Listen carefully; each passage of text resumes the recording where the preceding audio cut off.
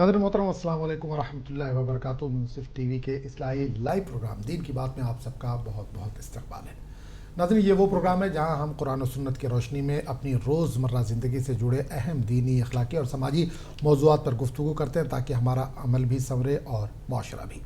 नाज़रीन, इस्लाम एक मुकम्मल ज़ाब्ता हयात है जो इंसान के ज़ाहिर ही नहीं बल्कि उसके बातिन को भी संवारता है। आज हम जिस नहायत अहम और ख़ूबसूरत उन्वान पर बात करने जा रहे हैं वो है मेहमानों के हुकूक। नाज़रीन, मेहमान नवाजी सिर्फ एक मुआशरती रिवायत नहीं बल्कि इस्लाम में इसे ईमान का हिस्सा करार दिया गया है। नबी करीम सल्लल्लाहु अलैहि वसल्लम ने फरमाया, जो अल्लाह और यौम आखिरत पर ईमान रखता है वो अपने मेहमान का इकराम करे। आज के मसरूफ़ दौर में जहाँ रिश्ते कमज़ोर होते जा रहे हैं वहीं मेहमान नवाजी जैसी अजीम इस्लामी सिफत भी रफ्ता रफ्ता कम होती नज़र आ रही है। ऐसे में ये जानना बेहद ज़रूरी है कि इस्लाम में मेहमान का मुकाम क्या है, मेज़बान पर मेहमान के क्या हुकूक आयद होते हैं, मेहमान के आदाब क्या हैं और इस सुन्नत को कैसे ज़िंदा रखा जा सकता है। इन्हीं तमाम सवालात के जवाब के लिए आज हमारे साथ मौजूद हैं मारूफ आलिम दीन मुफ्ती वाहिद अली साहब। मुफ्ती साहब, बहुत बहुत इस्तकबाल आपका। अस्सलाम वालेकुम वरहमतुल्लाहि वबरकातुहू। तो नाज़रीन, मुफ्ती साहब अगले 1 घंटे तक हमारे साथ मौजूद रहेंगे। आज का जो हमारा उन्वान है वो है मेहमान के हुकूक। इस ताल्लुक़ से अगर आपके जहन में कोई भी सवाल है तो बिला झिझक आप कॉल कर सकते हैं। उन्वान से हट के भी अगर कुरान और सुन्नत की रोशनी में कोई हल चाहते हैं तो भी आप कॉल कर सकते हैं। मुफ्ती साहब हमारे साथ लगातार मौजूद है। ये रास्त नशरियात इस वक्त मुनसिफ टीवी पर जारी है और नंबर लगातार टीवी स्क्रीन पर फ्लैश हो रहा है। नंबर नोट करके आप सवालात के साथ तैयार रहिए। थोड़ी देर में कॉलर्स को इंशाल्लाह शामिल करेंगे। तो मुफ्ती साहब, आज का जो हमारा उन्वान है मेहमान के हुकूक, इस पर एक मुख्तसर सा बयान, उसके बाद इंशाल्लाह सवाल जवाब का सिलसिला शुरू करेंगे। बिस्मिल्लाहिर्रहमानिर्रहीम। अल्हम्दुलिल्लाहि रब्बिल आलमीन वस्सलातु वस्सलामु अला सय्यिदिल अंबिया व अशरफिल मुरसलीन व अला आलिहि व सहबिहि अजमाइन। दीन इस्लाम ने मुआशरती माहौल में जो लोग एक दूसरे के साथ ताल्लुक़ात रखते हैं उसको बेहतर बनाने की बतौर ख़ास ताकीद की है और अखलाक़ की तालीम दी है। नबी अकरम सल्लल्लाहु अलैहि वसल्लम की खुसूसियात में एक खुसूसियत अल्लाह ताला ने कुरान करीम में बयान फरमाई, व इन्नका लअला खुलुक़िन अज़ीम। ए हबीब सल्लल्लाहु अलैहि वसल्लम, आप अज़ीम अखलाक़ पर फ़ाइज़ हैं। तो हुज़ूर सल्लल्लाहु अलैहि वसल्लम ने अपनी उम्मत को यही बतलाया कि दूसरों के साथ अच्छे अखलाक़ के साथ पेश आओ और बेहतर बर्ताव करो। हुस्न अखलाक़ का एक नमूना हमको मेहमान नवाज़ी की शक्ल में मिलता है। मेहमान नवाज़ी अखलाक़ का एक अहम हिस्सा है। नबी अकरम सल्लल्लाहु अलैहि वसल्लम ने इसे मोमिन की अलामत करार दिया। हुज़ूर अकरम सल्लल्लाहु अलैहि वसल्लम ने इरशाद फरमाया, जो शख्स अल्लाह पर ईमान रखता है और आखिरी दिन पर यानी क़ियामत पर ईमान रखता है उसे चाहिए कि वो अपने मेहमान का इकराम करे, एहतराम बजा लाए। अच्छा, मेहमान कौन है, मेहमान किसको कहेंगे, इसकी क्या कोई तशरीह बयान की गई है? मेहमान हम किसको कहेंगे? जो हमारे रिश्तेदार आते हैं या दोस्त अहबाब आते हैं या दूर दराज के कोई जानने पहचानने वाले हैं, उनको भी मेहमान कहेंगे? मेहमान के लिए ज़रूरी नहीं है कि वो रिश्तेदार हो या बहुत दूर से आया हुआ कोई शख्स हो, बल्कि हमारे घर में रहने वाले जो अफराद हैं उन अफराद के अलावा घर के बाहर से जो शख्स भी आता है, चाहे वो पड़ोसी हो या महल्लेदार हो या रिश्तेदार हो या हम पेशा हो या कोई और हो, हमारे घर के बाहर से हमारे घर जो शख्स आता है वो मेहमान कहलाएगा। यहाँ तक कि अगर वो दूसरे मज़हब का आदमी भी हो, हमारे घर आया है तो उसकी हैसियत मेहमान की है, उसके साथ वैसे ही सलूक किया जाएगा जिस तरह मेहमान के साथ किया जाता है। अच्छा, कुरान हदीस में मेहमान नवाजी के ताल्लुक़ से क्या कुछ बयान किया गया? कुछ अहादीस है इस ताल्लुक़ से, मेहमान नवाजी के ताल्लुक़ से? जी, मेहमान नवाजी के बारे में हुज़ूर अकरम सल्लल्लाहु अलैहि वसल्लम ने इरशाद फरमाया। कुरान करीम में भी मेहमानों का ज़िक्र मिलता है। हज़रत इब्राहीम अलैहिस्सलातु वस्सलाम ने अपने मेहमानों की बेहतरीन मेहमानी की और हुज़ूर अकरम सल्लल्लाहु अलैहि वसल्लम ने मेहमान का एहतराम करना और मेहमान के साथ कैसा सलूक करना चाहिए वो हुज़ूर ने बतलाया। इरशाद फरमाया कि मेहमान जब घर आता है तो मेहमान के घर आते ही पहले दिन उसके साथ अच्छा सलूक इस तरह किया जाए कि پرتکلف اہتمام کیا جائے۔ ایک میزبان جتنا کر سکتا ہے اپنی حیثیت کے مطابق پرتکلف انداز میں اس کے ساتھ مہمان نوازی کرے، اور اچھے سے اچھا جو اہتمام وہ کر سکتا ہے اس کی استطاعت میں جتنا ہے وہ کرے۔ ایک دن کے لیے یہ بات ہوگی جس کو حضور اکرم صلی اللہ علیہ وسلم نے جائزہ فرمایا۔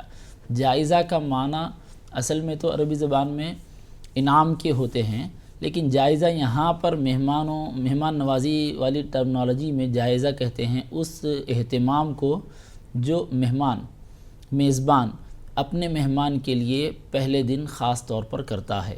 یہ ایک دن زبردست اہتمام ہونا چاہیے۔ اگر مہمان اور رہتا ہے تو دوسرے دن اور تیسرے دن بھی معمول کے مطابق جیسا وہ گھر میں کھا رہا ہے اسے معمول کے مطابق اس کے لیے اہتمام کیا جائے۔ اچھا، مدت کتنی ہوگی اس تعلق سے کوئی ذکر کہیں ملتا ہے کہ مہمان جو ہے وہ کتنے دن قیام کر سکتا ہے، کہ جو گھر والے ہیں یا میزبان جو ہے اس کو گرا نہ گزرے یا بار نہ گزرے، تو کیا اس کی کچھ مدت بھی طے کی گئی ہے کہ مہمان کتنے دن رہ سکتا ہے؟ جی بالکل، آپ نے اہم سوال کیا ہے، اور یہ سوال دونوں طرف سے لوگوں کو ہوتا ہے، یعنی میزبان بھی اس کا منتظر ہوتا ہے اور مہمان بھی۔ تو حضور صلی اللہ علیہ وسلم نے وقت بتلایا کہ مہمان نوازی کی مدت 3 دن ہے۔ پہلے دن جائزہ یعنی پرتکلف اہتمام، دوسرے تیسرے دن زیادہ پرتکلف نہیں، معمول کے مطابق اہتمام۔ 3 دن مہمان نوازی ہوئی، 3 دن سے زیادہ آدمی نہ ٹھہرے۔ حضور صلی اللہ علیہ وسلم نے یہ ارشاد فرمایا کہ کوئی مہمان اپنے میزبان کے پاس 3 دن سے زیادہ نہ ٹھہرے اور اس کو گناہ میں نہ ڈالے۔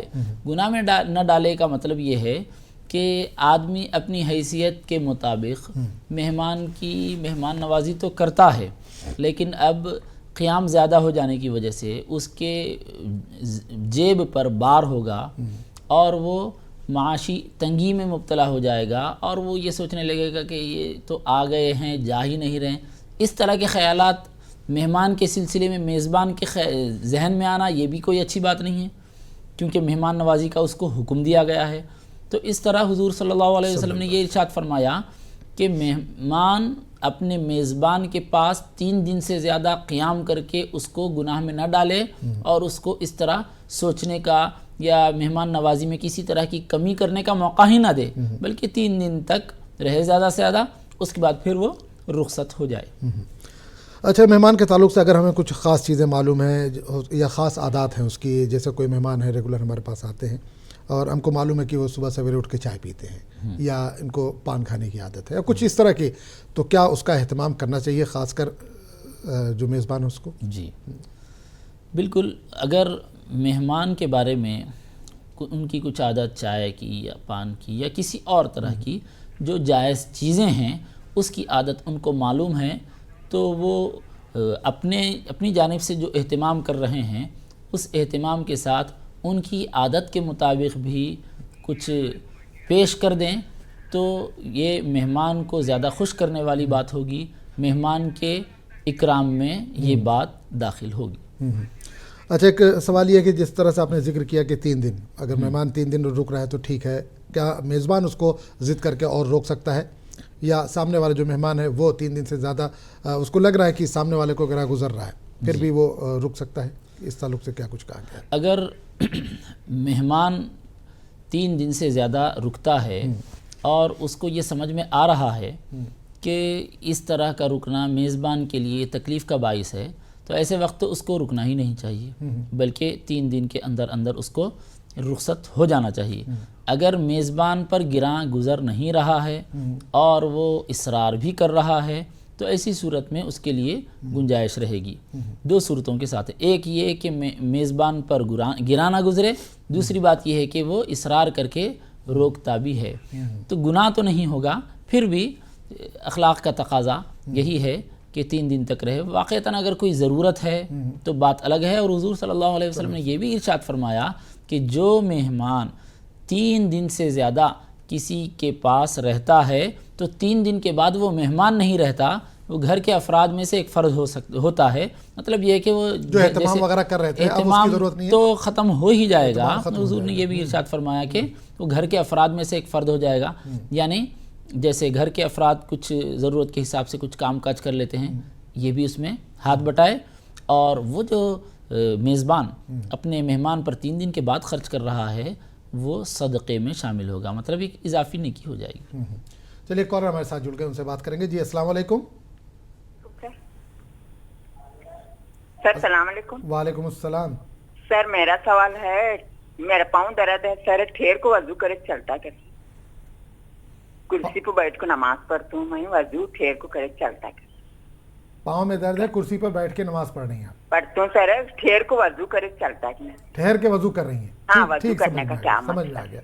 چلیے بہت بہت شکریہ آپ نے کال کیا. تو مفتی صاحب بہن کا جو کال ہے کہ پیر میں درد ہے وہ بیٹھ نہیں سکتی, نماز جو ہے وہ کرسی پر بیٹھ کے کر رہی ہے, لیکن وضو جو ہے وہ ٹھہر کے کر رہی ہے. جس پیر وغیرہ دھلنا ٹیپ کھول لیا وہاں پہ دھل لیتی ہوں گی آگے بڑھا کے, تو کیا کر سکتی ہیں سر؟ جی, کھڑے ہو کر وضو کرنے میں کوئی مضائقہ نہیں ہے. اگر بیٹھنے کی سہولت ہے تو بیٹھ کر وضو کرنا بہتر ہے, تاکہ چھینٹے وغیرہ جسم پر کپڑوں پر نہ آئیں. اب ہمارے پاس عموماً واش بیسن کا چلن ہو چکا ہے, تو واش بیسن میں سہولت ہے اس بات کی کہ چینٹے اڑتے بھی نہیں ہیں اور بیٹھنے کی ضرورت بھی نہیں ہوتی. کھڑے ہو کر ہی آدمی اطمینان سے کر سکتا ہے. پیر دھونے کا موقع ہوتا ہے, اس کے لیے علیحدہ انتظام کر لینا چاہیے. تو اس طرح کھڑے ہو کر وضو کرتی ہیں تو اس میں کوئی حرج کی بات نہیں ہے. جہاں تک کرسی پر بیٹھ کر نماز پڑھنے کی بات ہے تو اس بارے میں یہ ذہن میں رکھیں کہ اگر آپ نیچے زمین پر بیٹھ کر نماز نہیں پڑھ سکتی اور کرسی پر بیٹھنا آپ کے لیے ضروری ہے, یا کھڑے ہو کر بھی نماز نہیں پڑھ سکتی, تو کرسی پر بیٹھنے کی گنجائش ہے. ہاں, آپ چلتی پھرتی ہیں اور کھڑے ہو کر نماز پڑھنے کی آپ کے پاس طاقت ہے, سجدہ کرنے میں یا رکوع کرنے میں آپ کو دشواری ہو رہی ہے, تو ایسے وقت آپ قیام کے وقت کھڑے رہیں, تلاوت جب تک ہو کھڑے رہیں. پھر رکوع کھڑے ہو کر سکتی ہیں تو کھڑے ہو کر رکوع کر لیں, سجدے کے وقت کرسی پر بیٹھ جائیں. اور اگر رکوع بھی کھڑے ہو کر نہیں کر سکتی تو رکوع کے موقع پر کرسی پر بیٹھ جائیں, اور اس کے بعد باقی نماز یعنی رکوع اور سجدے کرسی پر کریں. پھر دوسری رکعت کے لیے آپ کھڑی ہو جائیں. مختصر بات یہ ہے کہ آدمی کے لیے نماز میں قیام فرض ہے, 7 فرائض میں ایک فرض کھڑا ہونا ہے. تو بغیر وجہ کے, بغیر عذر کے, مجبوری کے اگر بیٹھ کر نماز پڑھیں گے تو نماز نہیں ہوگی, کیونکہ فرض چھوٹ جائے گا. طاقت کے مطابق کھڑا ہونا ضروری ہے. اگر پورا نہیں کھڑے ہو سکتے تو جتنا کھڑے ہونے کی طاقت ہے اتنی مقدار کھڑا ہونا ضروری ہے. اچھا, کرسی کے تعلق سے کیونکہ بہن نے ابھی یہ سوال کیا ہے, اکثر یہ ہم نے دیکھا مساجد میں آج کل کرسیاں جو ہیں وہ بہت تیزی کے ساتھ بڑھ رہی ہیں, کہ ایک صف کرسیوں کی لگ رہی ہے. تو کرسی کس طرح سے ہونی چاہیے؟ مطلب کچھ کرسی ایسی ہوتی ہے جس میں ہینڈل ہوتا ہے, یا پیچھے ٹیک لگانے کا آدمی کیا ہوتا ہے کہ آرام سے یوں ٹیک لگا کے بیٹھ جاتا ہے, کیا اس طرح کی ہونی چاہیے, یا بغیر ٹیک والی کرسی ہو, آدمی جو ہے وہ ہینڈل پہ ہاتھ رکھ لیتا ہے, ہینڈل پہ رکھنے کے بجائے اپنے تھائی پہ رکھے ہاتھ, یہ زیادہ بہتر طریقہ کیا بہتر ہو سکتا ہے اس کا؟ نماز کی ادائیگی کے لیے صرف بیٹھک والی کرسی کافی ہے, نہ اس کے لیے پیٹھ پر ٹیکا لینے کے لیے بیک کی ضرورت ہے, نہ ہاتھ رکھنے کے لیے ہینڈلز کی ضرورت ہے, نہ سامنے ہاتھ رکھنے کے لیے کسی چیز کی ضرورت ہے. یہ ساری چیزیں دوسری سہولتوں کے لیے ہیں. جب کرسی ہے تو تھوڑا سا ٹیکا لینے کا بھی آدمی کو موقع مل جائے, ہاتھ سہولت کے حساب سے رکھ سکے, اور سامنے اگر قرآن شریف پڑھ رہے ہیں یا کوئی کتاب پڑھ رہے ہیں تو سامنے رکھ کر پڑھ سکے, اس کے لیے یہ بنائی جا رہی ہے, تو گنجائش ہے. نماز کی جہاں تک بات ہے تو نماز میں نہ ٹیکا لینا ہے, نہ ہینڈلز پر ہاتھ رکھنا ہے, نہ سامنے ہاتھ رکھنا ہے, بلکہ آدمی کو کرسی پر بیٹھنا ہے اور نماز ادا کر لینا ہے, ادھر ادھر ہاتھ کرنا نہیں ہے.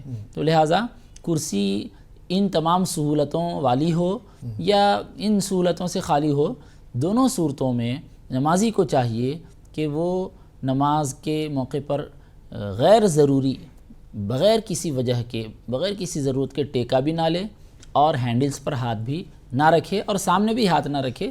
رکوع کرنا ہے, سجدہ کرنے کا جو موقع ہے, تھوڑا سا رکوع کے لیے جھکے, سجدے کے لیے جتنا زیادہ ہو سکتا ہے اتنا زیادہ جھکے. نہیں، آج کل جو مسجد کا میں ذکر کر رہا تھا، اب کچھ اس طرح کی کرسی آنے لگی ہیں جس میں آپ سامنے ایک اسٹینڈ ٹائپ کا رہتا ہے، سجدہ اس پہ آپ کر سکتے ہیں، لکڑی کا ایک تخت، جیسے اسکول کالج میں جو بینچز رہتی ہے اس ٹائپ کا آ رہا ہے. جی تو کیا اس کا استعمال کر سکتے ہیں؟ سامنے جو چیز بنائی جا رہی ہے وہ اس لیے نہیں کہ اس پر سجدہ کیا جائے، بلکہ وہ اس لیے ہے تاکہ اس پر قرآن کریم یا کوئی بھی آپ کتاب رکھ کر پڑھ رہے ہیں تو اس پر رکھ سکیں، اس لیے وہ بنایا جا رہا ہے. لوگ اس میں غلط فہمی میں مبتلا ہیں کہ سامنے سجدہ اس پر کرنا ہے. سجدہ اس پر کرنا نہیں ہے، سجدہ تو زمین پر کرنا ہے. اگر آپ کھڑے ہو کر نماز پڑھ رہے ہیں یا زمین پر بیٹھ کر نماز پڑھ رہے ہیں تو آپ کو زمین پر سجدہ کرنا ہے، یعنی پیشانی اور ناک زمین پر رکھنا ہے، اس کا نام سجدہ ہے.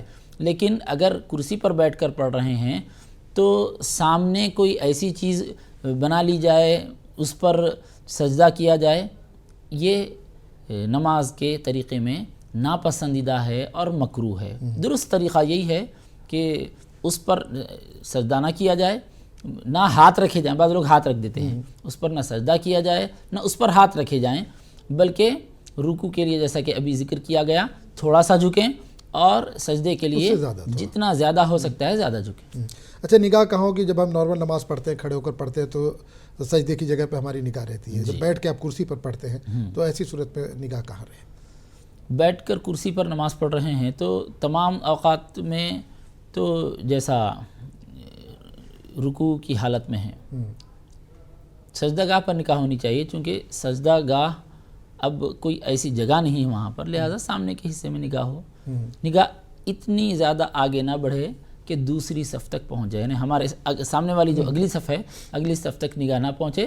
اس سے پہلے جہاں اگر ہم سجدہ کرتے، زمین پر سجدہ کرتے ہوتے تو ہمارا سجدہ جہاں ہوتا وہاں تک نگاہ ہو سکتی ہے، اس کے آگے نہیں ہونی چاہیے. ہمارا عنوان تو نہیں ہے، لیکن کیونکہ بہن نے کال کیا اس میں کئی سوال نکل گئے. اور ایک نیت اگر ہم نے بات رکھی ہے، سامنے دیوار پر کچھ لکھا، اکثر مسجد میں دیکھیں تو آیت وغیرہ لکھی رہتی ہے، تو سامنے نظر پڑی تو کیا اگر ہم نے پڑھ لیا تو اس میں کوئی نماز میں خلل پڑے گا؟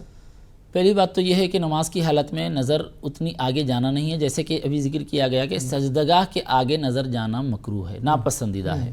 کیونکہ نماز پڑھ رہے ہیں تو توجہ مکمل طور پر اعمال نماز میں، افعال نماز میں، اذکار نماز میں ہونی چاہیے، نہ کہ ادھر ادھر دیکھنا چاہیے. اگر بغیر کسی ارادے کے نظر اٹھ جاتی ہے اور نظر کسی عبارت پر، کسی تحریر پر، کسی لکھی ہوئی چیز پر پڑ جاتی ہے تو اس میں دو باتیں ہیں. آدمی اس کو پڑھ کر سمجھا نہیں ہے اور فوراً اپنی نگاہ ہٹا لے، نظر ہٹا لے تو بہتر ہے. اور اگر وہ پڑھ کر اس کو سمجھ بھی جاتا ہے، پڑھ کر سمجھتا ہے، تو پھر ایسی صورت میں نماز میں ضرور کراہت ہوگی. نماز ٹوٹے گی تو نہیں، لیکن کراہت ضرور آئے گی. تو چلیے ناظرین، اپنے عنوان کی طرف لوٹتے ہیں. مہمانوں کے حقوق آج کا یہ ہمارا عنوان ہے. اس تعلق سے اگر آپ کے ذہن میں کوئی بھی سوال ہے تو بلا جھجک آپ کال کر سکتے ہیں. مفتی واحد علی صاحب لگاتار ہمارے ساتھ موجود ہے جو آپ کے سوالوں کے جواب دے رہے ہیں. مفتی صاحب، ایک سوال یہاں پہ جانا چاہوں گا. قرآن میں مہمان کے ساتھ حسن سلوک کو کیا نیکی کا درجہ قرار دیا گیا ہے؟ اگر آپ نے اچھا حسن ان کے ساتھ کیا تو کیا نیکی ہے اس پر؟ جی،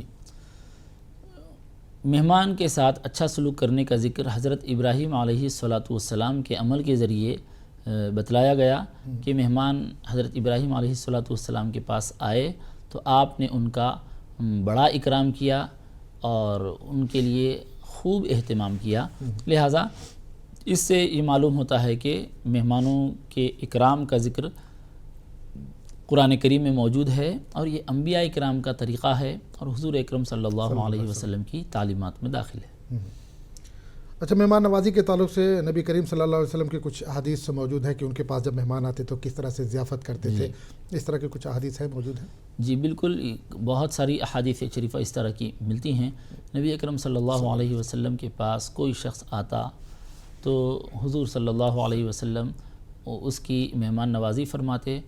اور بہت سی روایتوں میں اس طرح ملتا ہے کہ حضور صلی اللہ علیہ وسلم نے بکری کا دودھ دوہ کر مہمان کو پیش کرنے کا حکم فرمایا.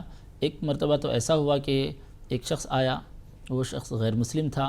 ایک بکری کا دودھ اس کو پیش کیا گیا، اس نے پی لیا. پھر دوسری بکری کا دودھ پیش کیا گیا، اس نے پیا. اس طرح 7 بکریوں کا دودھ اس کو پیش کیا گیا. کہ کوئی معمولی بات نہیں ہے.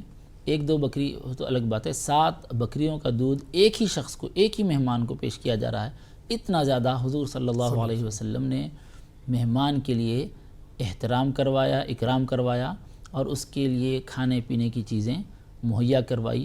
یہ بھی ذکر ملتا ہے کہ مہمان آتے اور بظاہر کوئی چیز موجود نہ ہوتی تو حضور صلی اللہ علیہ وسلم اپنے خادم کو، جو خازن ہوتے، ان کو کہتے تو وہ کچھ لے کر آتے، اور ضرورت پڑتی تو حضور صلی اللہ علیہ وسلم خود کسی سے قرض لیتے، اور قرض لے کر ہی کیوں نہ ہو آپ مہمانوں کی مہمان نوازی فرماتے۔ اچھا، میرا سوال اگلا میں وہی کرنا چاہ رہا تھا کہ اگر میزبان جو ہے اس کے پاس وسائل کی کمی ہے، اور جس طرح سے آپ نے ذکر کیا کہ بھئی پہلا دن جب ہو تو ضیافت اچھی کی جائے، جی، دوسرے تیسرے دن کے بعد وہ عام گھر والوں کی طرح ہو جاتا ہے، لیکن اگر کوئی کسی کے پاس وسائل کم ہو یا اس کے پاس اتنی مالی حیثیت نہ ہو کہ وہ اچھی ضیافت کر سکے، جو نارمل کھانا وہ کھاتا وہی کھلانا چاہ رہا ہے، جی، تو اس کے لیے کیا حکم ہے؟ اگر کوئی شخص جو موجود ہے وہی کھلا سکتا ہے اور وہ زیادہ کچھ اہتمام نہیں کر سکتا تو اس کے لیے کوئی گناہ نہیں ہے، کیونکہ اسلام نے یہ کہا فاتقوا اللہ ما استطعتم، تم اللہ سے ڈرو جتنا تم کر سکتے ہو، تو اس کی استطاعت سے باہر والی چیزوں کو کرنے کا اسلام حکم نہیں دے رہا ہے۔ اسلام یہ نہیں کہہ رہا ہے کہ اگر وہ دال روٹی کھاتا ہے تو اس کو بریانی یا مندی کھلایا جائے یا کوئی اور اعلیٰ سے اعلیٰ درجے کی چیز کھلائی جائے، بلکہ اس کی اپنی حیثیت سے وہ جو اہتمام کر سکتا ہے، مان لیجئے دال روٹی اس کے پاس موجود ہے تو وہ کوئی پاپڑ تل دے، اگر ہے گنجائش اس کی بھی، اگر گنجائش ہے تو پاپڑ تل دے یا مرچ تل دے، یا اس طرح کی ہلکی پھلکی جو تھوڑا بہت جو اہتمام اس کے پاس ہو سکتا ہے وہ اہتمام بھی کر دیتا ہے تو اس کی جانب سے وہ اعلیٰ درجے کا اہتمام سمجھا جائے گا، اس کی اپنی حیثیت سے، جو ایک مالدار آدمی اپنی حیثیت سے کرتا ہے۔ نہیں، سوال میرا اصل میں یہ کہ آپ نے ابھی حضور پاک صلی اللہ علیہ وسلم کا یہاں پر ذکر کیا کہ 7 بکریوں کا دودھ آپ نے جو ہے ایک ہی شخص کو پیش کیا، تو ایک تکلف والی بات یہاں پر ہو گئی کہ بھئی مہمان ہے تو اس کی ضیافت کرنی ہی کرنی ہے، جی، تو اگر عام انسان اگر نہیں کرتا ہے تو اس کے دل میں کہیں نہ کہیں ایک درد رہتا ہے کہ بھئی میں نہیں کر پایا، یا ایک اندر سے کچھ کسک رہ جاتی ہے کہ میں یہ نہیں کر پایا، تو ایسی صورت میں وہ کیا کرے، کس طرح سے یہ اسلام اس کو، یعنی اس کی طاقت سے زیادہ کرنے کی اسلام اس کو ذمہ داری نہیں دے رہا ہے۔ ہاں، یہ بات الگ ہے کہ آدمی اگر اپنے طور پر کچھ قرض لے کر کرنا چاہے تو اسلام اس کو منع نہیں کرتا۔ قرض لینے کے بارے میں یہ ہے کہ غیر سودی قرض لے سکتا ہے، سودی قرض نہ مہمان کی لے، ضیافت کے لیے، مہمان کی ضیافت کے لیے اگر وہ قرض لینا چاہتا ہے تو سودی قرض نہ لے، غیر سودی قرض لیتا ہے، پھر لے سکتا ہے۔ پھر غیر سودی قرض میں بھی یہ ہے کہ ادائیگی وہ کر سکتا ہو، تو ان تمام شرائط کے ساتھ اس کے لیے اس کی گنجائش رہے گی، لیکن اس پر بھی اسلام اسے مجبور نہیں کرتا کہ کوئی مہمان آ گیا تو تم قرض لے کر ہی اس کی ضیافت کرو، اس کے لیے اہتمام کرو، تکلف کرو، نہیں، بلکہ اس کے پاس جو مہیا ہے، جو موجود ہے، اس میں ہی وہ پرتکلف اپنی حیثیت سے اہتمام کر لے، یہ کافی ہے۔ اور اس میں یہ سمجھنے کی ضرورت نہیں ہے کہ میں کچھ بڑا اہتمام نہیں کر سکا ہوں، کیونکہ استطاعت سے زیادہ کرنے کا اسلام حکم نہیں دے رہا ہے۔ چلیے ایک کالر ہمارے ساتھ جڑ کے ان سے بات کریں گے۔ السلام علیکم۔ جی السلام علیکم ورحمۃ اللہ وبرکاتہ۔ وعلیکم السلام ورحمۃ اللہ وبرکاتہ۔ جی بتائیے، سوال کیجیے اپنا، کیا جاننا چاہتی ہیں؟ جی آپ لوگ خیریت سے؟ جی الحمدللہ بالکل خیریت سے ہیں۔ مفتی صاحب ٹھیک ہے نا؟ بالکل، مفتی صاحب بھی ٹھیک ہیں، سن رہے ہیں آپ کی آواز۔ ہاں، مفتی صاحب سے 2 سوال ہے۔ پہلا سوال یہ ہے، میری آواز جا رہی ہے میری آپ کے پاس؟ آ رہی ہے، آ رہی ہے۔ جی، پہلا سوال مہمان کے تعلقات سے، اگر کوئی مہمان آئے اور ایسا ہو کہ یہاں پہ 10 دن کے بعد 20 دن کے بعد مہینہ گزارتے رہے اور پھر جو ان کے شوہر ان کو گالی دیتے رہے اور ان سے لڑتے رہے کہ انہیں اچھا چیز بنا کے دیا کرو، تو یہ کیسا ہے؟ یہ پھر اس میں کیا کرے؟ اگر اس میں خاتون کوئی کمی کر دے تو یہ ان کے اوپر گناہ ہوگا، یا پھر ان کا شوہر ان کے ساتھ زیادتی کر رہے تو ان سے اللہ تعالیٰ ان کا حساب لیں گے۔ اور دوسرا سوال یہ ہے کہ بچے جو انتقال ہوتے ہیں، چھوٹا بچے، وہ کیا اللہ کے ہاں وہ بڑا ہوتے ہیں، اور جیسے ہم اور آپ مریں گے تو وہ کس کے ساتھ رہیں گے، ماں باپ کے ساتھ یا شوہر کے ساتھ؟ نہیں، چھوٹا بچہ جس کا انتقال ہو گیا ہے، جی، وہ انتقال کے بعد قیامت کے دن کس کے ساتھ رہے گا، یہ جاننا چاہ رہی جی نہیں، وہ بڑا ہوں گے کیا قبر میں یہ پوچھ رہی ہوں۔ اور ہم اور آپ جیسے مریں گے شادی شدہ انسان بچے والے، تو وہ کن کے ساتھ رہیں گے؟ ٹھیک ہے، چلیے بہت بہت شکریہ مفتی صاحب۔ بہن ایک عنوان سے ہی سوال کیا ہے کہ اگر کوئی مہمان آ رہا ہے تو 2 دن 4 دن کے بجائے 10 دن 20 دن یا مہینہ رہ رہا ہے اور شوہر کی طرف سے یہ پریشر ہے کہ بھائی ضیافت کرو، اچھا روزانہ اچھا کھانا کھلاؤ، تو کیا ایسی صورت میں اگر انہوں نے نہیں کیا تو کیا گنہگار ہوں گی؟ یہ جاننا چاہ رہی ہوں۔ سب سے پہلی بات تو یہ ہے کہ مہمان کو 3 دن سے زیادہ کہیں بطور مہمان قیام نہیں کرنا چاہیے اور دوسروں کو تکلیف میں مبتلا نہیں کرنا چاہیے، دوسروں کو گناہگار نہیں بنانا چاہیے۔ دوسری بات یہ ہے کہ اگر وہ 3 دن سے زیادہ رہتا ہے، کسی کی ضرورت ہے، کوئی کام ہے اور رشتہ دار ہونے کی حیثیت سے، تعلقات ہونے کی وجہ سے وہ قیام کرتا ہے، تو وہ 3 دن کے بعد مہمان نہیں ہیں بلکہ گھر کے افراد میں سے ہی ایک فرد ہے۔ جیسے گھر کے دوسرے لوگوں کے لیے ہوگا، اس کے لیے بھی وہی ہوگا۔ مہمان کا پروٹوکول 3 دن کے بعد ختم ہو جائے گا، مہمان کی حیثیت اس کی باقی نہیں رہے گی۔ لیکن اگر شوہر ان کے لیے اہتمام کرنے کے لیے کہتے ہیں تو وہ بیوی کو چاہیے کہ شوہر کی اطاعت اور فرما برداری کرتے ہوئے اپنی طاقت کے مطابق جتنا کر سکتی ہیں وہ کریں، اور اگر طاقت سے استطاعت سے باہر بات ہو رہی ہے تو پھر شوہر کو بھی سمجھنا چاہیے کہ اپنے گھر والوں کو ان کی طاقت سے زیادہ زیر بار نہ کریں، طاقت سے زیادہ ان سے کام نہ لیں، اور شوہر اگر مزید اہتمام کروانا چاہتے ہیں تو پھر وہ کسی اور طرح سے انتظام کریں، یا پھر گھر والوں کے لیے کسی مددگار کو رکھیں، وہ بھی نہیں کر سکتے تو خود ہاتھ بٹائیں اور گھر والوں کی مدد کریں۔ اچھا، دوسرا سوال بہن کا یہ تھا کہ اگر کوئی بچہ ہے انتقال ہو گیا تو قیامت کے دن جب وہ اس کو مطلب سوال جواب ہوگا یا زندہ کیا جائے گا، دوبارہ اٹھایا جائے گا، تو کیا وہ بچے کی شکل میں رہے گا یا بڑا ہو جائے گا، اور وہ پھر کن کے ساتھ اس وقت رہے گا؟ انتقال جب ہوا وہ بچہ تھا، چھوٹا تھا، تو جب قیامت کے دن اٹھایا جائے گا، جب سب لوگ حشر کے میدان میں اکٹھا ہوں گے، تو کیا وہ بچے ہی کی صورت میں رہے گا یا بڑا ہو جائے گا؟ جس کا انتقال ہوتا ہے جس عمر میں، اس کو اسی عمر میں اٹھایا جائے گا، وہ کم عمر ہو یا زیادہ عمر والا ہو، اس کو اسی عمر میں اٹھایا جائے گا، اور اس کا جب حساب کتاب ہو جائے گا، جنت میں داخل ہوں گے۔ تو جنتیوں کے بارے میں حدیث پاک ہے، نبی اکرم صلی اللہ علیہ وسلم نے یہ ارشاد فرمایا کہ جنتیوں کی عمر 33 سال عالم شباب کی ہوگی۔ تو یہ خاص طور پر جنتیوں کے لیے ہے، اہل جنت کے لیے، جب وہ جنت میں داخل ہو جائیں گے تو ان کی یہ عمر ہوگی۔ لیکن اس سے پہلے جب ان کو قبر سے اٹھایا جائے گا تو اس وقت ان کی وہی عمر ہوگی جس عمر میں وہ انتقال کر چکے ہیں۔ سوال ان کا ہے کہ کن کے ساتھ رہیں گے، والدین کے ساتھ رہیں گے یا کن کے ساتھ رہیں گے وہ بچے؟ اب ہر آدمی اپنے عقیدے، اپنے ایمان اور اپنے عمل کی بنیاد پر اس کے درجے بنائے گا۔ یعنی کوئی مسلمان ہے، ایمان والا ہے، تو وہ جنت میں رہے گا، اور پھر جنت بھی کئی قسم کی ہیں، کئی اس میں درجات ہیں۔ تو جو شخص، جو مرد یا جو عورت جس طرح کا عمل کی ہے، جس درجے کا عمل کی ہے جنت میں، وہ اپنے اس درجے کے مطابق ہوگی۔ البتہ یہ ضرور ہے کہ وہاں ہم اپنے ماں باپ، اپنے رشتہ داروں کے ساتھ، جنت میں جو لوگ ہیں ان کے ساتھ ملاقات کر سکیں گے، ایک دوسرے کو پہچانیں گے، ایک دوسرے سے ملاقاتیں بھی ہوا کریں۔ غالباً کا سوال یہ ہے کہ بچہ ہے تو ظاہر سی بات ہے اس کا حساب کتاب تو نہیں ہوگا، اگر بچپنے میں اس کا انتقال ہو گیا، 7 سال 8 سال کا ہے، نابالغ ہے، تو اس ایسی صورت میں شاید یہ جاننا چاہ رہی کہ وہ کہاں پہ رہے گا، کیسے رہے گا؟ تو ظاہر ہے بچہ جب نابالغی کی عمر میں، کم سنی کی عمر میں انتقال کر جائے گا تو وہ بچہ جنت میں ہی رہے گا۔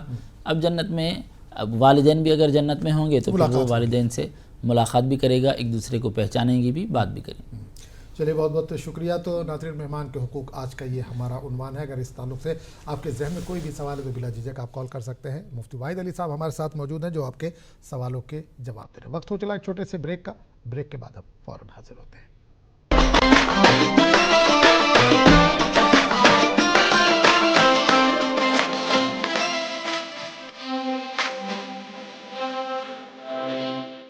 اب بھی مزہ آئے گا نا ویڈیو۔ پیٹ دبا، روگ دبا، سب کو پتا، پھر تجھ کو نہیں کیوں ہے پتا؟ ارے پیٹ صفا، ہر روگ دبا، ایک ہی جگہ۔ ٹائم جب ایکسرسائز کا ہو تو پھر آلس کیسا؟ ہیلتھ اور فٹنس میں نو کمپرومائز۔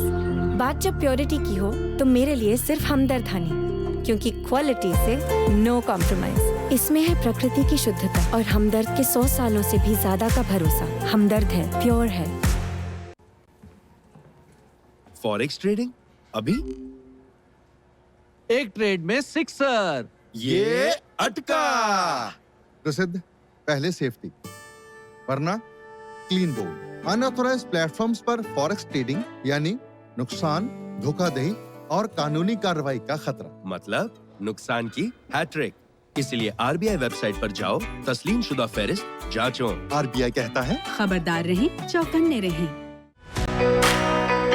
प्रोग्राम हेल्थ और हम में हम बात करेंगे गाल स्टोन्स के ताल्लुक से और जानेंगे इसके symptoms, risks, complications and treatments के बारे में। इस टॉपिक पर बात करने के लिए हमारे साथ होंगे केयर हॉस्पिटल्स मलकपेट हैदराबाद के senior consultant and head department of surgical gastroenterology and robotic surgery doctor Bhupathi Rajendra Prasad.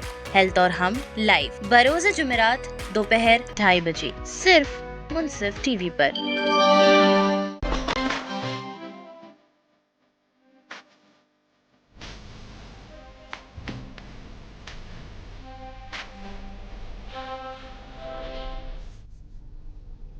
एक बार फिर आपका बहुत बहुत इस्तकबाल है। आप देख रहे हैं दीन की बात और आज का हमारा जो इन्वान है वो है मेहमानों के हुकूक।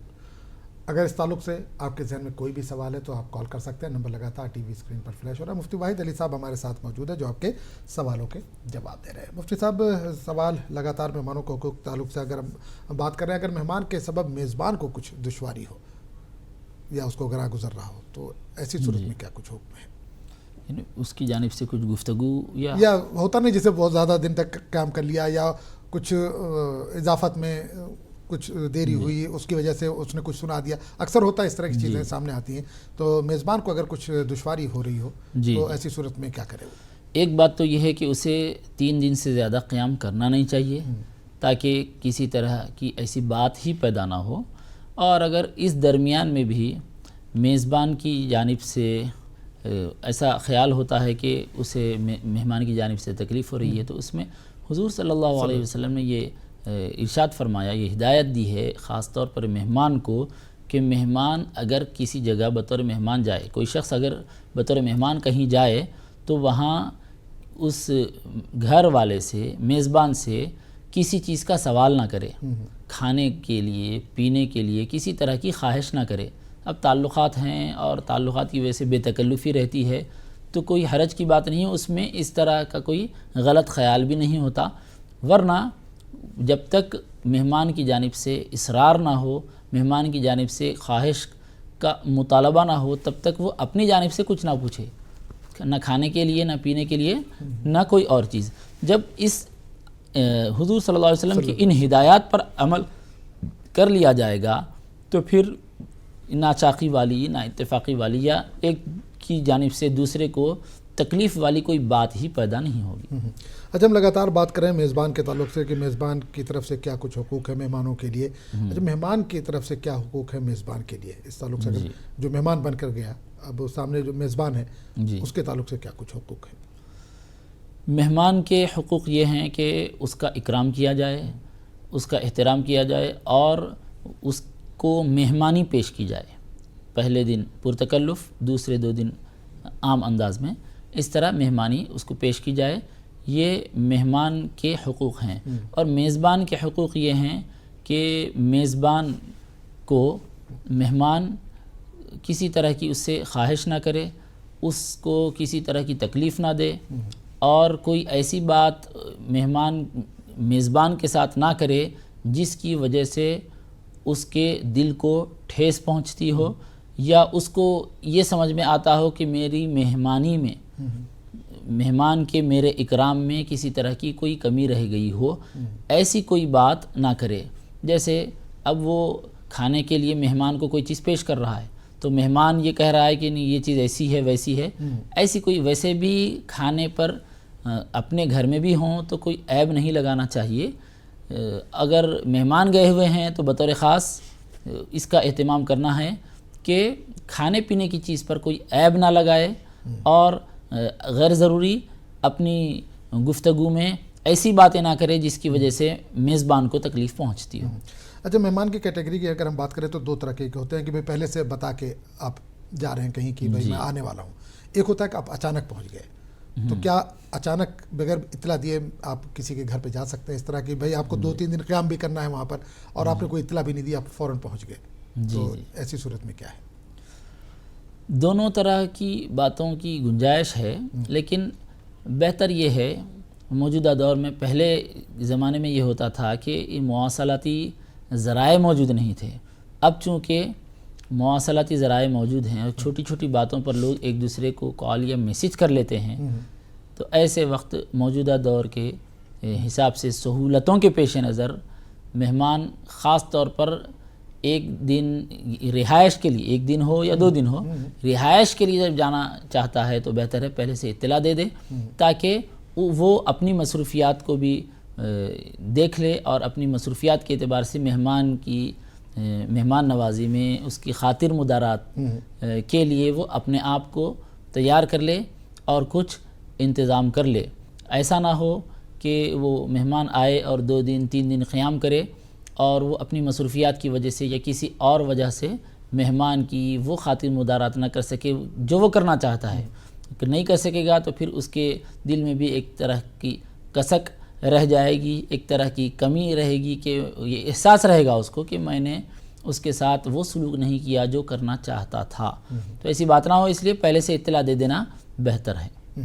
اچھا، آج کے مصروف ترین دور میں جہاں لوگوں کے پاس اپنے گھر والوں کے لیے ٹائم نہیں ہے، مہمان نوازی کی جو سنت ہے کیا آپ کو لگتا ہے کہیں نہ کہیں کمزور پڑتی جا رہی ہے؟ جی بالکل، لوگ جس طرح عدیم الفرصتی کے دور میں زندگی گزار رہے ہیں، ایسے موقع پر لوگ ایک دوسرے کے پاس جانے سے بھی کترا رہے ہیں اور قیام کرنے والے مہمانوں تو بہت ہی کم ہو گئے ہیں، اور اگر مہمان قیام کرنے کے لیے آ جاتا ہے تو پھر میزبان کے خیال میں بھی کوئی بات ہے کہ یہ آ گئے، اب ٹھہر گئے، اتنے دن ہو گئے، اور خرچہ وغیرہ اس طرح کی بات ہوتی ہے۔ اب اس میں یہ ذہن میں رکھنا چاہیے کہ مہمان نوازی جب کی جاتی ہے تو اس کی وجہ سے کمی کسی طرح کی میزبان کے گھر میں نہیں ہوتی، اس کا خیال رکھنا چاہیے۔ ظاہری اعتبار سے کچھ کمی بیشی نظر آئے گی، لیکن حقیقت یہ ہے کہ مہمان کی آمد برکت کا ذریعہ ہے۔ جس طرح بچہ جب پیدا ہوتا ہے تو وہ اپنا رزق، یہ کہا جاتا ہے کہ اپنا رزق لے کر پیدا ہوتا ہے، تو مہمان بھی آتا ہے تو مہمان اپنا رزق لے کر آتا ہے، کیونکہ میزبان کسی مہمان کا رازق نہیں ہے، رازق تو اللہ تعالیٰ ہے۔ مہمان کے لیے میزبان ایک ذریعہ بن رہا ہے اور اس کو مہمان نوازی کی سعادت مل رہی ہے، مہمان نوازی کا اس کو موقع مل رہا ہے اللہ کی جانب سے۔ وہ یہ سمجھے کہ مجھے ایک نیکی کا موقع ملتا ہے، اس طرح سمجھ کر وہ مہمان نوازی کرے، اور دونوں طرف سے اس میں اعتدال ہونا چاہیے۔ آئے اور کئی دن قیام کر رہے ہیں یہ بھی درست نہیں ہے، یا پھر مہمان آتے ہی چڑچڑاہٹ کا احساس کیا جا رہا ہے مہمان کے سامنے یا اندرون خانہ گھر کے اندر، یہ بھی درست نہیں ہے۔ دونوں طرح کی چیزوں میں اعتدال اور میانہ روی اختیار کی جانی چاہیے۔ اچھا، ابھی ذکر کیا موجودہ دور کے جہاں پر مہمان نوازی کہیں نہ کہیں کمزور پڑتی جا رہی ہے، آپ کو کیا لگتا ہے یہ موبائل ہے، انٹرنیٹ ہے، کیا اس نے بھی جو مہمان نوازی کے آداب ہیں اس کو کچھ متاثر کیا ہے؟ بالکل، موبائل انٹرنیٹ کی وجہ سے آدمی چونکہ غیر ضروری اپنے اوقات کو ضائع کر رہا ہے، بغیر کسی وجہ کے اپنا وقت صرف کر رہا ہے، خرچ کر رہا ہے، بجائے اس کے اگر وہ کوئی مفید اور بہتر کام کر لیتا تو اس کے لیے فائدے کی بات ہوتی۔ اور مہمان جب آتا ہے تو آدمی سوشل میڈیا پر اپنے دوست احباب کے ساتھ یا اپنی سوشل میڈیا پر جو بھی مصروفیات ہے اس میں لگا ہوا ہے، اور مہمان کو وہ وقت نہیں دے پا رہا ہے، دوسری طرف ذہنی طور پر مشغول ہونے کی وجہ سے، مصروف ہونے کی وجہ سے جو وقت ایک میزبان پر لازم ہے کہ وہ مہمان کو دے، اس کے ساتھ گفتگو کی جائے۔ دیکھنے میں یہ بھی آ رہا ہے کہ کوئی آدمی گھر آیا، اب اس کو صرف چائے پلا کر رخصت کرنا ہے، ضروری گفتگو کر کے حال چال پوچھ کر چائے پلا کر رخصت کرنا ہے، اتنی دیر میں بھی لوگ ایک دوسرے کے سامنے اپنے ہی موبائل میں لگے ہوئے ہیں، تو یہ ظاہر ہے تعلقات میں ایک طرح کی کمی پیدا کر رہا ہے۔ فزیکل ریلیشن شپ جہاں تک ضروری ہوتی ہے، آدمی آیا اس سے ملاقات کی جائے، اس سے مصافحہ کیا جائے، اس سے نظر ملا کر بات کی جائے، اس کا حال چال پوچھا جائے اور اس کے آنے پر کچھ خوشی کا اظہار کیا جائے، اور اگر کہہ سکتے ہیں تو اس کو رکنے کے لیے، ٹھہرنے کے لیے، کھانا کھانے کے لیے کہا جائے. یہ چیزیں نہیں ہو رہی ہیں. بجائے اس کے یہ ہو رہا ہے کہ آدمی آیا، کیسے اس کو جلد سے جلد چائے کی ایک پیالی پیش کر دی جائے اور اس کو فوراً رخصت کر دیا جائے. اچھا، ایک چیز گھریلو یا رشتہ داروں کے تعلق سے اگر میں ذکر کروں یہاں پر، کہ اکثر یہ ہوتا ہے کہ جو بھانجے بھانجیاں ہوتے ہیں وہ چھٹیوں میں نانی کے گھر پہنچ جاتے ہیں جی، اور لمبا پوری چھٹی گزارتے ہیں. نانا نانی جب تک حیات ہیں تب تک تو سب کچھ اچھا رہتا ہے، لیکن ان کے انتقال کے بعد پھر وہ بھائی اور بہن یا بھابھی کے پاس جب یہ رشتہ پہنچتا ہے تو پھر ان کو گراں گزرنے لگتا ہے، خاص کر جو مامی ہوتی ہیں بھانجے بھانجیوں کی. تو ایسی صورت میں کیا کچھ کہا گیا ہے؟ کیا ان کی بھی ضیافت اسی طرح مہمان کی طرح کی جائے؟ ہوتا نا کہ بھائی پورا چھٹی گزارنے وہ آئے ہیں، جب تک نانا نانی تھے تب تک تو سب کچھ اچھا رہتا تھا، لیکن ان کے جانے کے بعد وہ ماحول ان کو نہیں ملتا. جی، ایسی صورت میں کیا کچھ بیان کیا گیا ہے؟ بالکل، یہ تو عموماً ہر جگہ اس طرح کی بات ہوتی ہے. تو اس میں بھی یہی بات ہے، مہمان کی جو تفصیلات بتلائی گئی ہیں کہ 3 دن تک تو قیام کرنا اس مہمان کا حق ہے، 3 دن سے زیادہ پھر وہ گھر کے افراد میں سے ایک فرد مانا جائے گا. تو یہاں پر بھانجے بھانجیاں ہوں یا کوئی اور ہو، سب کے لیے مہمان نوازی کے معاملات اسی طرح کے ہوں گے. احکام جو بتلائے گئے ان کے لیے بھی بالکل وہی احکام ہوں گے. مطلب یہ ہے کہ بھانجے بھانجیاں یا بیٹیاں بہنیں اگر بھائیوں کے گھر آ رہی ہیں، ماں باپ کے گھر آ رہی ہیں، نواسیاں نواسے اپنے نانا نانی کے گھر آ رہے ہیں، تو ایسی صورت میں 3 دن تک تو قیام کرنا ان کا بحیثیت مہمان حق ہے. 3 دن کے بعد اب وہ گھر کے افراد میں سے ایک فرد بن جائیں گے اور نارمل جیسے گھر کے افراد کے ساتھ سلوک ہوگا ان کے ساتھ بھی اسی طرح کا سلوک کیا جائے گا. اگر 3 دن سے زیادہ قیام کرنے کی وجہ سے گھر والوں کو تکلیف ہو رہی ہے یا گھر والے نامناسب سمجھ رہے ہیں، تو ایسے وقت جو آئے ہوئے ہیں، چاہے وہ بہن ہو یا بہن کی اولاد ہو، بیٹی ہو یا بیٹی کی اولاد ہو یا داماد ہو، ان کو یہ سمجھنا چاہیے کہ دوسروں کو اس کی وجہ سے تکلیف ہو رہی ہے اور اپنے 3 دن کے اندر رخصت ہو جانا چاہیے. عموماً یہ ہوتا ہے کہ 4 دن کے لیے آتے ہیں یا 8 دن کے لیے آتے ہیں. بہت کم ایسا بھی ہوتا ہے کہ مکمل چھٹیاں گزار کر 1 مہینہ یا 1.5 مہینہ جو ہوتا ہے مکمل چھٹیاں گزار کر جانے کے ارادے سے آتے ہیں. تو یہ جو 3 دن سے زیادہ والی جو بات ہے اس میں یہ خیال ضرور رکھا جائے کہ گھر والوں کو تکلیف نہ ہو. اگر گھر والوں کو تکلیف نہیں ہوتی ہے تو 2 سال رہنے میں بھی کوئی حرج کی بات نہیں ہے، اور اگر ان کے لیے باعث تنگی ہے، باعث تکلیف ہے اور ان پر یہ رہنا 3 دن سے زیادہ رہنا گراں گزر رہا ہے تو پھر وہ 3 دن کے اندر رخصت ہو جائیں. اچھا، نہیں، عام طور سے یہ دیکھا گیا جو ماما ہوتے ہیں ان کو بھانجے بھانجی سے بڑا پیار ہوتا ہے، لیکن جو مامی ہے ان کی اب وہ ان کو کہیں نہ کہیں گرا گزرتا ہے. تو کیا جو ماما ہے وہ اپنی اہلیہ پر پریشر ڈال سکتا ہے کہ بھائی کرو تم؟ اس میں تو ہم جیسا کہ ابھی خاتون نے سوال کیا تھا تو ہم نے جواب دیا، بالکل اسی طرح کا جواب ہوگا کہ شوہر اپنی بیوی پر طاقت سے زیادہ ذمہ داری نہ ڈالے، اور اگر اس کی طاقت سے زیادہ اس سے کام لے رہا ہے تو یہ تو اس کے لیے جائز ہی نہیں ہے.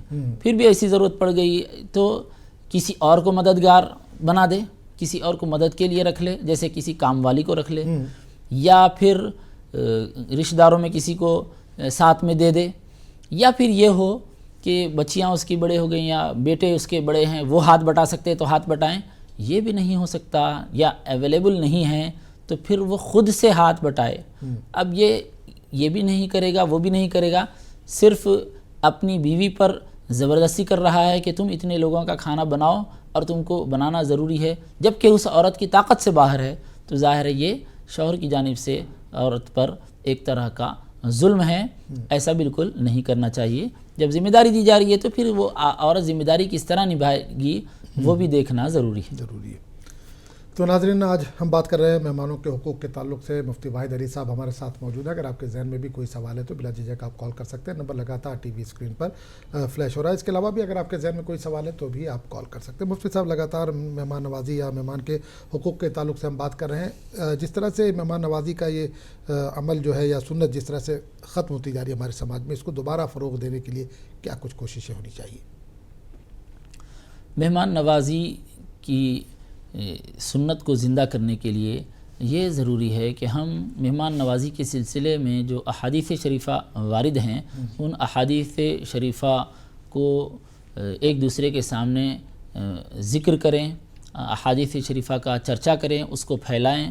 اور موجودہ دور میں چونکہ پھیلانے کے لیے سوشل میڈیا ایک بہترین پلیٹ فارم بنا ہوا ہے، پرنٹ میڈیا ہے، الیکٹرانک میڈیا ہے، سوشل میڈیا سب سے زیادہ آج کل اثر انداز ہو رہا ہے. تو ان ذرائع کو استعمال کیا جائے اور ان ذرائع پر مہمان نوازی کے سلسلے میں جو احادیث شریفہ وارد ہیں ان احادیث شریفہ کا ذکر کیا جائے، ایک دوسرے کو سنائیں. اسی طرح مساجد میں نمازوں کے بعد، فجر کی نماز کے بعد یا عصر کی نماز کے بعد جو حدیثیں سنائی جاتی ہیں، مختصر جو پیغام دیا جاتا ہے، اس میں اس بات کو بھی بتایا جائے. اور جہاں جہاں گفتگو ہو سکتی ہے، ضروری نہیں ہے کہ صرف علماء ہی گفتگو کریں، بلکہ علماء کی اپنی ذمہ داری ہے اور قوم کے ہر فرد کی اپنی اپنی سطح پر اپنے اپنے خیال سے اپنے اپنے معیار کے مطابق یہ ذمہ داری بنتی ہے کہ وہ مہمان نوازی کی اہمیت کو احادیث شریفہ کی روشنی میں اجاگر کریں. اور ایسے واقعات جو مہمان نوازی کی اہمیت کو بتلانے والے ہیں، کئی ایسے واقعات ہیں صحابہ اکرام کے اور بزرگوں کے، ہمارے اسلاف کے، کہ انہوں نے مہمان نوازی کی. اور مہمان کے یہاں تک ذکر آتا ہے کہ کوئی میزبان روزے کی حالت میں ہے، مہمان آ گیا تو مہمان کے لیے میزبان نے اپنا نفل روزہ چھوڑ دیا، اس لیے کہ اگر میں روزہ ہوں، میں اگر تناول نہیں کروں گا، کھانا مہمان کے ساتھ نہیں کھاؤں گا تو مہمان کو ایک طرح کا تکلف ہو جائے گا اور اس کے دل میں یہ بات ہوگی کہ میں تو ان کے گھر میں آ کے کھا لے رہا ہوں لیکن وہ خود نہیں کھا رہے. اس طرح کا خیال پیدا نہ ہو جائے اور مہمان کو زیادہ کھلانے کی نیت سے انہوں نے نفل روزہ توڑ دیا، بعد میں اس کی قضا کر لی. اس طرح کے واقعات ملتے ہیں. تو یہ واقعات چھوٹے چھوٹے واقعات ہیں، 2 سطر کے، 4 لائن کے جو واقعات ہیں، یہ واقعات اگر ہم ایک دوسرے کے سامنے ذکر کرتے ہیں تو ہمارے اندر بھی ایک ہمت بنتی ہے اور ایک راستہ ہم کو ملتا ہے کہ مہمان نوازی کی اہمیت کیا ہے اور کیسے مہمان نوازی کرنی چاہیے. اچھا، آپ نے نفل روزہ کی یہاں پر بات کی کہ بھئی نفل روزہ ہے، اس کو توڑ کر بھی ضیافت کر سکتے ہیں. اگر کوئی رمضان کے مہینے میں مہمان آ رہا ہے، ظاہر سی بات ہے وہ سفر پہ، اگر اس نے روزہ نہیں رکھا ہے جی اور دوپہر کے وقت ہمارے پاس آ رہا ہے تو ایسی صورت میں کیا اس کے لیے کھانا وغیرہ بنوائیں، اہتمام کریں؟ جی، نفل روزہ ہے تو مہمان کے لیے توڑنے کی گنجائش ہے، بعد میں اس کی قضا کی جائے گی. لیکن نفل روزہ کی بھی قضا کرنی ضروری ہے. جب شروع کر دیے کہ کوئی بھی نفل عبادت جب شروع کر دی جائے، توڑ دیا جائے اس کو، تو پھر اس کی قضا کرنی لازم ہے، واجب ہے. اب رمضان کے مہینے میں کوئی مہمان ہمارے پاس آتا ہے اور وہ مسافر ہونے کی وجہ سے اس پر روزہ رکھنا لازم نہیں ہے، بعد میں اس کو قضا کرنا فرض ہے، تو وہ تو روزہ چھوڑ سکتا ہے. لیکن ہم چونکہ اپنے گھر میں، اپنے شہر میں ہیں، مقیم ہیں، مسافر نہیں ہیں، لہٰذا ہم پر رمضان کا روزہ لازم ہے، ہمارے لیے چھوڑنے کی گنجائش نہیں ہے. تو نفل کے لیے توڑنے کی تو گنجائش ہے، لیکن فرض روزے کو توڑا نہیں جائے گا. اس کو تو معلوم ہی ہوگا کہ نہیں، میں سوال یہ کرنا چاہ رہا تھا کہ جو وہ مہمان ہے وہ روزے کی حالت نہیں، باقی گھر والے تو روزے دار ہیں، تو اس کے لیے لنچ کا اہتمام کریں یا نہیں کریں، یا مہمان کو بھی یہ سوچنا چاہیے کہ بھائی رمضان کا مہینہ چل رہا ہے، چلو افطار تک میں بھی انتظار کر لوں. مہمان اپنے طور پر سوچ رہا ہے تو بات الگ ہے، لیکن مہمان پر جب شریعت نے گنجائش اس کو دی ہے تو ایسے موقع پر میزبان اس کی ضرورت کا خیال کرے. اخلاق کے مطابق یہ ہونا چاہیے کہ وہ سیدھا پوچھ لیں کہ اہتمام کر لیں. اگر یہ بولیں گے کہ آپ روزہ رہ رہے ہیں کیا بولتے، پھر وہ رعایت میں وہ بھی یہی کہے گا کہ ہاں میں رہ جاتا ہوں بولیں گا. بجائے اس کے چونکہ اس کے پاس گنجائش ہے کہ وہ مسافر ہے، روزہ چھوڑ سکتا ہے، لہٰذا اس سے مہمان نوازی کا تقاضا ہے کہ وہ یوں پوچھ لے کہ کیا آپ کے لیے ناشتے کا، دوپہر کا انتظام کیا، کتنے وقت لیں گے آپ، کیا وقت لیں گے، ایسا کچھ ایسے اشاراتی انداز میں پوچھ لے کہ یہ سمجھ میں آ جائے کہ یہ آدمی، یہ مہمان روزہ رکھنا چاہتا ہے یا نہیں چاہتا. تو اگر وہ اپنی جانب سے روزے کی آمادگی ظاہر کرتے ہیں تو پھر سب کے ساتھ سحر کریں گے، اور اگر وہ روزے کا ارادہ نہیں رکھتے تو پھر ان کے لیے ناشتہ اور ظہرانہ جیسا بھی جس ملک میں جہاں پر جیسا کھانے پینے کا طریقہ ہے اس کے مطابق ان کو پیش کرنا چاہیے۔ چلیے بہت بہت شکریہ مفتی صاحب، آپ ہمارے پروگرام میں آئے، ہمارے ناظرین کے سوالوں کے جواب دیے۔ تو ناظرین، مفتی واحد علی صاحب آج ہمارے ساتھ موجود تھے۔ مہمانوں کے حقوق آج کا یہ ہمارا عنوان تھا جس پر ہم نے گفتگو کی۔ کل انشاءاللہ کسی نئے موضوع کے ساتھ آپ کے سامنے پھر حاضر ہوں گے، تب تک کے لیے اجازت دیجیے۔ السلام علیکم ورحمۃ اللہ وبرکاتہ۔